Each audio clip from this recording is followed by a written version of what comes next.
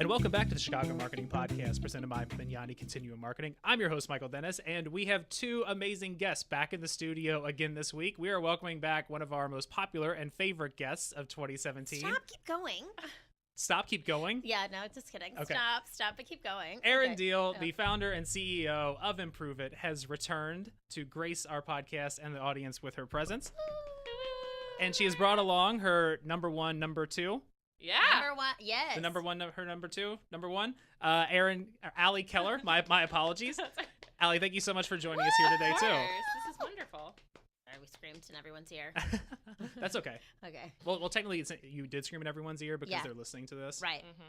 Sorry, everyone. That's Yeah. all right. That's all right. So we're going to be mixing things up a little bit today. After our original podcast, Erin reached out to me, and she was kind of curious about creating a podcast for her own brand and about content marketing. So Erin is going to be interviewing me today Yes. about this whole process. So Erin, what do you want to know? Well, okay. So just a quick sidebar. At Improve It, we've really gotten heavy into some content Let's marketing. once again recap what Improve It is. Yes, Can you tell okay, everybody yes, what Improve It is, what absolutely. you guys do, and what your mission is? Yeah.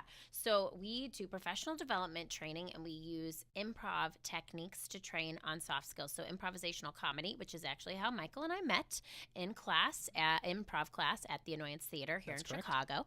And so we have been in business now almost 3 years officially. I like to say it's really 2. Thank you. But Allie here is our director of operations, and we met at another theater here in Chicago. Theater just bringing everyone together. It brings us all together. I mean, I know. take a class. Take a That's all class. I gotta say. Make some friends. Take a class, Get change a- your get a life. job. Yeah. Take a class, get a job, get a life. But no, so we we're starting to do a lot of content marketing with Improve It because I think cold calling and prospecting, they're not really. They're there, but I would say it's not the only way to get business. So we've been really heavy. Allie specifically has been really heavy in the content marketing space, creating some e-courses, doing a lot of newsletters, and we've also done some audio on these e-courses. So she's really taken initiative there and kills it on the marketing side for us. And Michael, you had this awesome podcast with us on before, and so we wanted to just pick your brain. I actually asked Michael to coffee and said, hey, we want to know how do you feel about a podcast? How did you start it? And then we were like, well, let's have coffee with a microphone. Exactly. And that's what we're doing right now. We're going to create some excellent content marketing and really kind of spell it out. Yeah. So, Michael, we're going to flip the script on you. I'm ready. So, I'm are you so ready? ready. I have pages of notes that I prepared. Oh. I'm so ready for Oh this. my good. gosh, we are ready to fire away. So this is really you're going to improvise for us then, because some of these questions we didn't even tell you our questions for you. Look, I'm used to the whole monkey dance thing. Let's boogie. Actually, we are too. I know. We're all very comfortable Yeah, right now. there's a lot of dancing monkeys in the studio right now. Okay, so what is the reason that you started this podcast? What would you say the number one reason? So the number one reason we started the podcast was really to showcase the expertise and the people and the personalities that we're working here at Mignani. So we have a whole lot of really talented people, not just on the creative side, but within user design and experience. Our president and CEO, Justin Dobb, he went through Second City, so he's well trained in the comedic aspects of that. He writes, he directs commercials. So when we were sitting down and trying to come up with an outreach campaign to showcase, just like you said, to get in front of potential clients and potential partners, what is something that's a little bit out of the box, that's not necessarily a blog? Everybody's kind of doing a blog, and it's not just really kind of cookie cutter posts on social media. What is something we can do to showcase these talents? So, and in a way that is shareable. You talked about cold calling and you talked about that kind of prospecting. And, as someone who's worked in sales, there's nothing I hated more than cold calling. Yeah, we feel you. And going through that process. And I remember the last cold calling job I had, I was doing some freelance stuff at a place in town a few years ago. And they kind of just needed some people to follow up on stuff. So I got pulled in from my creative side to start calling people.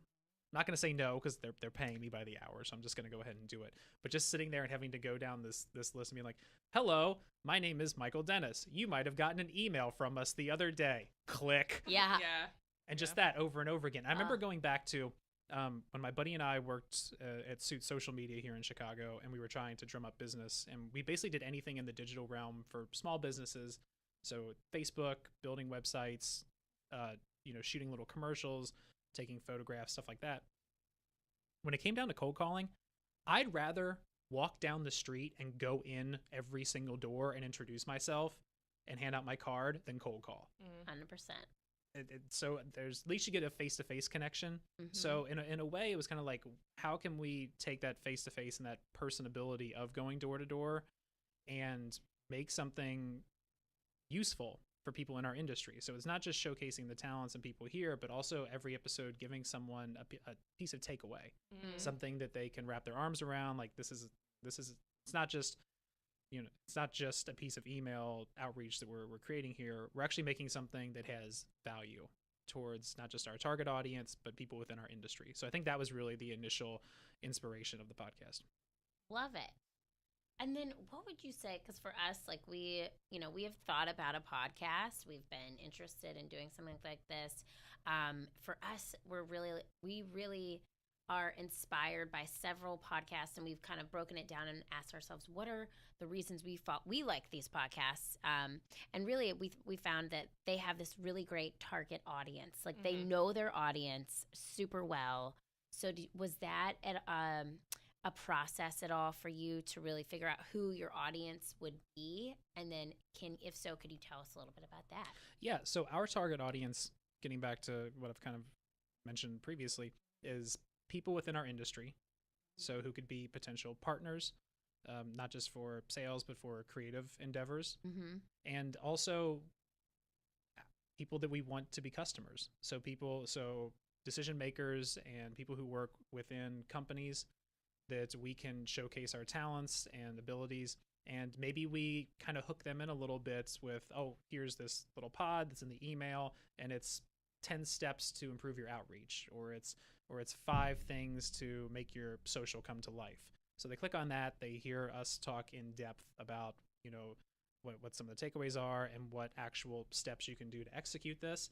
And then, I remember going back once again, whenever I was doing sales and doing a pitch, I always wanted to overload the people with so much information that they were kind of like, I understand a lot of that, but it's clear you're the expert, so I'm going to pay you to do this.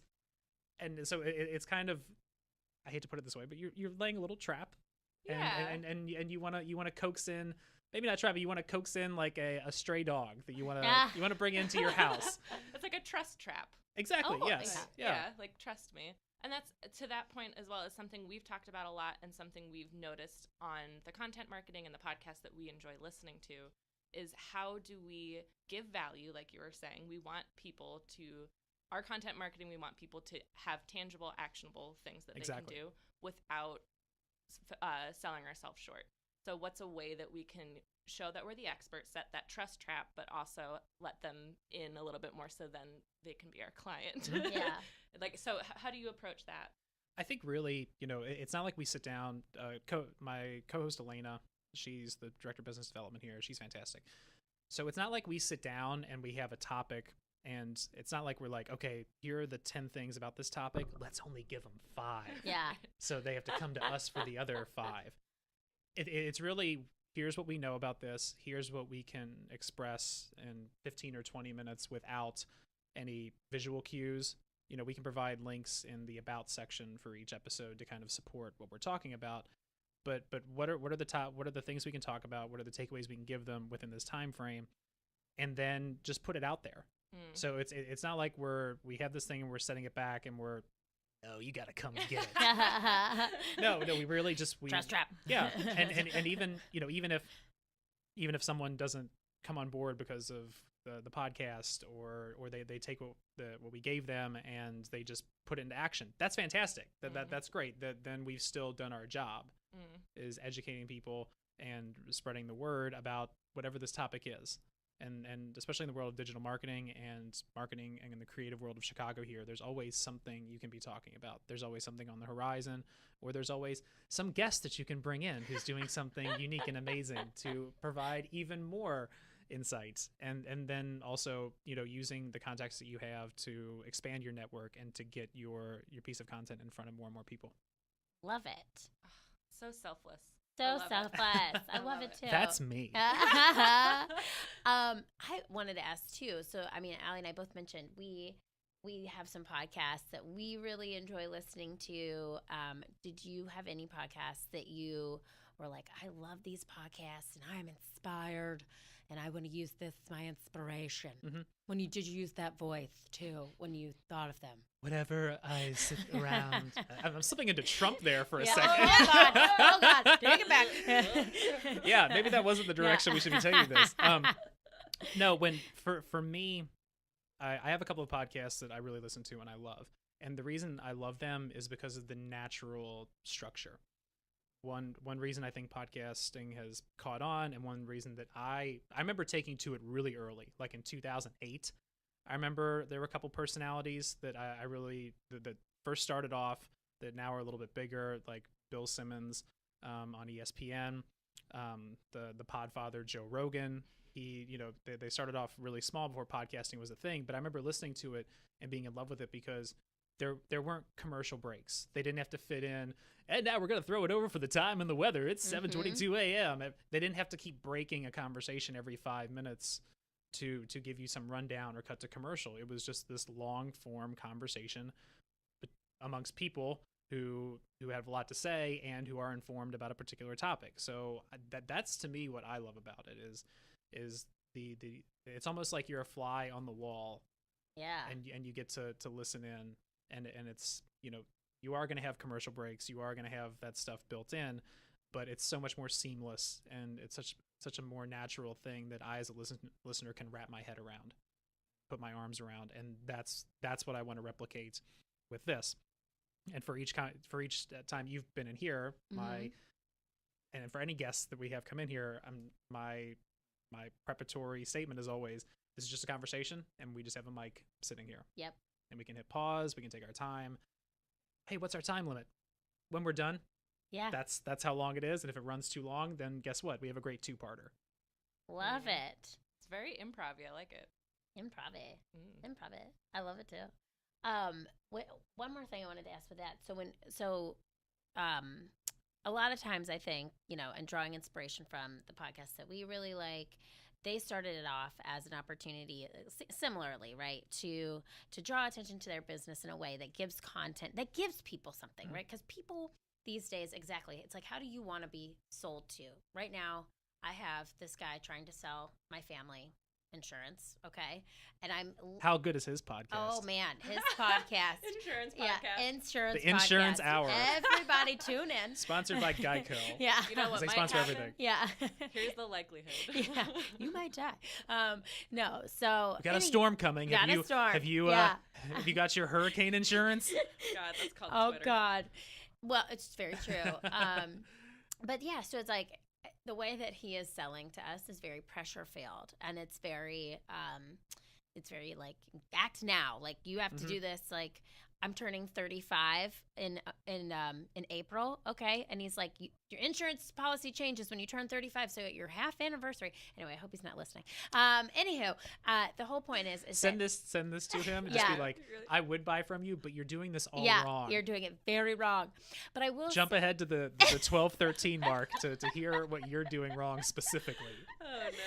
Oh God. But the whole point of this whole, digression here is that he's making it feel very pressure heavy. And so I think a lot of times in sales, we want to be sold to by be given things. And I think a podcast is, just like you said, it is selfless. It's a way for you to give content to people who are your potential customers, and have them get to know your business and the people in that business a little bit more by giving them tools that are actually helpful, right? Absolutely.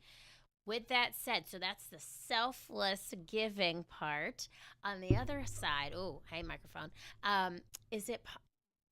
Do you guys have sponsorships? And was that something that you thought about when creating a podcast? So we technically, so we're the Chicago Marketing Podcast presented by Magnani Continuum Marketing. So they get a fantastic plug because we have all of their equipment and some of their connections. The one thing that we have been looking forward to for the next kind of step is to bring in more official partners. You know, now we've been doing this for a year. I think this is episode number 57. It's 56 or 57. Thank you. Awesome. And we've been able to, you know, we have a little loyal audience. We get shared sometimes on occasion. So we're starting to build a little bit more. And I think that's kind of the next step. And that's one thing that I've been talking with Elena about is, you know, how can we reach out to more official partners, so to speak, to come on board. And I think that also kind of loops in with our desire to have more a wide range of guests. So now that we're established, we've got this foundation built, and now it's time to start adding on to the house. So I think that's coming down the road. Cool. Where are you looking to go? Can you reveal it? Give it to us. Ooh, inside scoop. I can't right now. That's okay. fair. Sorry. That's fair. All right. Gotta have a little bit of suspense. Exactly. Tune in next week. Yeah. Tune in next week for There's all your of the juicy teaser. details. This is it. I love it. sales pitch. Well, okay, so that was sort of the reason, just kind of breaking this down. Like, we wanted to know the reason why you started, if you have this, you know, the selfless goals, and then also maybe if there was a monetary kind of like selfish. One other thing to kind of throw in there is, you know, I think we're now the generation in a world of too long didn't read. You know, and you send out put all this time and effort into a blog that's 1,000 words, and it has all these great takeaways and all this stuff, but how many people are sitting down to read it? Right. So the other thought line behind this is, you know, if people get in front of the podcast and you're at work and you have your headphones on anyway, you can just hit play. You don't have to sit down and commit to that, and it's something you can put on in the background, and it's something that you can kind of carry with you throughout the day. Like you can't walk home and read the blog. You can walk home and listen to the podcast at the same time. I know that is I listen to podcasts because I don't drive or anything. I take whatever to work, but I do listen to. Allie's looking at me because I take a bougie car vehicle service called Via. This is not a sponsorship for Via, but I do take it. I was looking at you like a friend. And you okay, all right. I took. I said I'm take a bougie car service. Yeah, that's your own guilt coming That's through. your Don't own look guilt. at me. I You know. put that on me, Diehl. My head goes down. Don't hit the mic. No, head down. Boom. But I do listen to podcasts like getting ready in the morning, and it's a nice way to start the day, especially like stuff that you care about and it's helpful to your job and your career. So that was sort of like one of our biggest questions was what was the reason for starting your target audience? How did you define all of that? What's the kind of goal with sponsorships? But to someone who may want to start a podcast, wink, wink, wink, or somebody who has some type of creative endeavor like this, what would you say the hardest thing was about getting started? The hardest thing is also the most important thing, and that is consistency. That if you're setting down to commit to this, and this is something that you want to do, then to start making time for it and start treating yourself like a client. Because the one thing that the issue I've always had in the past, and you know, it's my fault, it's the fault of any place you ever worked, and you have all these things going on, you have all these clients, and you have all these demands of you. The last thing you often do is what you need to do for yourself.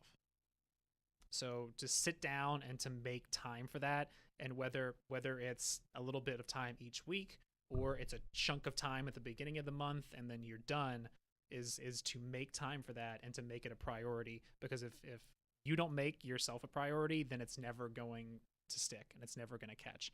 And on top of that, train your audience to expect consistency.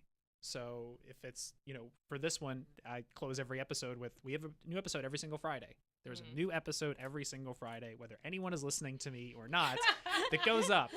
So that's something you can train your audience for, and they'll come to expect it. And then one day you'll wake up and you'll get behind and you'll forget to post something, or something will happen, and then someone will message you and be like, hey, where's the new episode for this week? Because you just train your audience to expect that. So that's the number one thing. It's the hardest, but it's also the most important thing to carry through. treat yourself like a client is going on a Post-it note in my desk Yes. today. Right next to, what was one about the pie? Oh, have you seen?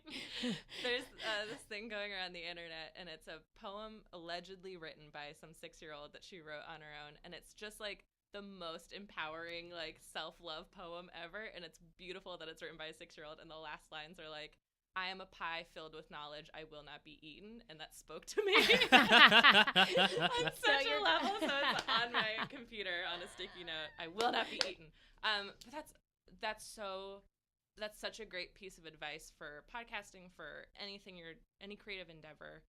I mean, that's so important. And to that note as well, how much of a dialogue do you have with your listeners? So we get emails on occasion, but I don't think we're big enough that we get that much. Especially, I would say the feedback that I get the most is when we go do stuff and networking events here in town. I've had people say, "Oh, you do the podcast," and that has caught on there. So our name has started, and our reputation has started to precede us in certain places. So it's not like I have a huge flood in my inbox, and it really wasn't until people started mentioning it at like AMA events and BMA events, like, "Oh, I'm Michael Dennis, I do this and that. Oh, you do the podcast." So that's really when it started to. That's when I knew it was starting to kind of catch on, and that we were starting to actually get listens, and it was starting to connect in some capacity. But I would say that's probably the extent of the majority of the dialogue. And something we've talked about too with what we want to try and do is we want to try and create a community. Is that something you aim to do, or is it more of you have this every Friday, it's something to send to clients or send to people to set that trust trap? Is a community a part of what you had planned for? That really hasn't been. Okay. No. And I can see where, especially for you guys and Improve It, that would be more of a goal than what it initially was for us, and what we want to use it as moving forward. So I think that comes back to, taking an audit of your audience and then what you want this to ultimately be. So it in full disclosure, at no point have we discussed about, this becoming more of that kind of community. But that can definitely exist. We've seen it happen, and you guys are, and I think you guys are in a better position to execute that. Not just with what your company does and what your brand is, but the people that you employ and you're involved with. That would definitely be a strong suit for you guys as well. Because I think that's the part that terrifies us the most. Is how do we speak to people, and who do we want to speak to, and how do we get buy-in? Because, I'm sure as a performer, anytime you involve other people's opinions or other people, it's like, oh no, my heart is open and everyone can stab it. So I think that's the biggest hurdle for us, is like trying to figure that whole thing out. Yeah. I think the next bit of advice I can give you is don't try and figure everything out beforehand. Interesting. And, this will, the world of improv and performance is in some ways a lot different than the business world. And what you guys, who you know and who you work with, that's going to organically develop a little bit differently than I think what we have. So my advice would just be to kind of get started and get your feet wet, and initially start off with maybe partnering with people that you trust a little bit more, and that maybe won't fly off the rails on your interview or totally sink I know. Do we know anyone like that? No, I'm just kidding. But start by bringing in people that you trust and that you've worked with before, and really kind of getting your goals down.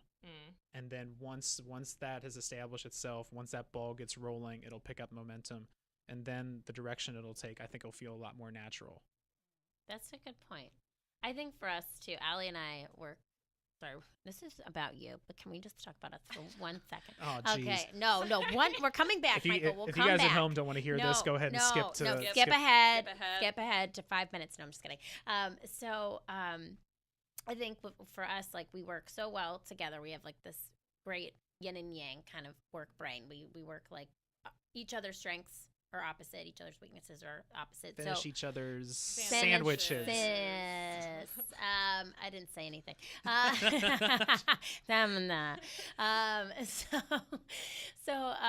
think part of what I'm trying to get at here, what is your point, Erin? Get to it. Is that I think for us, that is the holdup. Like we're starting on this wonderful content marketing, and Allie kills it. Like this is her baby. She crushes it. Allie D baby. She crushes it. And for us, like we have so much, like I feel like in this social climate and where we're at politically, we have so much good that we want to bring. Like we bring positivity to work every day. That's what we do. We go in an office, we change up that dynamic. We are making people comfortable with the uncomfortable. We're getting them to do things they typically wouldn't. Making people comfortable with themselves. Exactly. Which is huge. And that in some way, shape, or form is sort of, in my mind, a vision for this podcast. It's to give people a release. It's to give them some happy place to go, but also give them content and somewhere great. So for us, we struggle with Allie and I always like to go in with a plan. That's how we work. We do that, and we do that best. And we get shit. We say shit. Yeah. We get shit done. We get shit done. I will say that. I'm gonna have to resubmit this to iTunes, so it has the parental advisory. Oh no! All right. Just put like a fun noise over, like bubbles or something. And then I was gonna do like a clown horn. Oh yeah. Get map done. Yeah. Get maps done. Yeah. I love it. Maps. That's what we'll do. We'll just get somebody going, maps! And we'll just drop that over any curse word. That's all they'll know. Look, I don't give up maps about any of what you people say. What is this? Maps! What the maps? Is this maps? Oh, maps. Oh, God. Well, but so I think that's some great advice too. Maybe that should be another sticky note. Just do. Maybe I don't know. Next to do. You know, as Master Yoda said, do or do not. There is no try. There is no try. That's right. Yeah. And getting back to what you said just a minute ago about you two kind of being this yin and yang and bringing this positivity, that should be just that's your core of the pod. It's you two. We figured it out. Oh my God. It's you two. It's the positivity you bring. Here's the different ways we do that. Here's how we partner with that. Here's stuff you can take away and then play off of your own natural flow together. I think you take that and then everything else becomes an offshoot of it, and everything else then grows from that foundation. I am so glad we interviewed you. I am so glad. I'm learning so much about ourselves. I should go into business as a podcast consultant. Yeah, and then reverse. You'll just because we didn't know this was a therapy session for us. Pod therapy. A pod therapy. Well, back to you. Sorry, we digressed. Let's circle this back. We digressed. So you mentioned the hardest thing about starting. What would you say is the easiest thing? What do you think? Getting to this point. What do you say is? For me, the easiest thing is once we have our content laid out, once we have our audience. For me, the easiest thing is just sitting here and talking with people. Yeah. And once everything is kind of set up and you have your equipment and you have your talking points, then just having the conversation with somebody that you have good rapport with or that you're interested in, to me, that's the easiest part. What we're doing right here is the easiest part of this for me. Yeah. And I imagine it would be very similar to you guys as well. You're planning all this, you're doing this, you're worried about this and that. But then once you sit down and hit record, and especially after you've done it a few times and you feel comfortable within it, I think you'll say the same thing. All right. Especially as performers, you Yeah. really should take right to it. Yeah. Is there anything do you listen back to some of the early podcasts and think that was a mistake? Or are there things, learn lessons? For me, it's about what I say. So when I go back through and, I don't really go back and listen to episodes from a year ago, but as I've gone through the process and I listen to every episode, I start noticing speech patterns and I start noticing things that I do that I can control, that I want to get better at. So one thing early on, whenever I stopped to think, I would go, so then I just started training myself to not say, and either just be slower about how I'm talking. So I make sure that I hit the points that I'm trying to make so I don't sound as mouth breathy as I think I do. Like what? Yeah. So the business, so that was the thing. So really was picking up on that stuff for myself. And then also with Elena, I know Elena's not a performer, but we have a good natural rapport together on the show. So there have been some instances like that where she's asked me like, how can I improve? Is there anything that I'm doing? And kind of in the same vein, I would mention, well, you do this at this certain time, keep an eye out for that. And then over a year of doing that, if we catch each other doing stuff, we'll call it out. I'll make a note. We're at 1785. I made a mistake at that moment. And then when I go back through, be like, okay, well, let's reset. Take that bad part out. That's cool. That's half the fun of this, is that you're not live. Yeah. If you stutter or if you make a bad point, you can just say, hey, time out. I want to make that point again. So you can edit out maps. Yeah, exactly. Yeah, if you want. You can edit out all this BS like maps. Maps. Yeah, you can edit out maps. Yeah. Maps. All right. That's cool. Also to that point, I actually heard Marie.tv, Marie TV is like this whole YouTube channel thing that Not we've... an ad. Not an ad. But she had a guest on who, I can't remember her name. Oh, man. Doesn't come to me. Anywho, this woman is also a very big YouTube sensation, killing it. And she said, to her point, like, I keep my old videos when I started off videotaping myself in my bathroom on YouTube, and now she's got like an MTV show. She's a comedian as well. Why can't I think of her name? But long story short, she keeps all of those videos on the YouTube channel. She doesn't take the old ones down because you see the progression and you see the growth. And I think it's cool for people like us who are thinking of starting something like that to know, like, the first ones may suck really hard. Before Allie was with Improve It, we did this one thing called Going Up with Improve It, which I thought was really genius.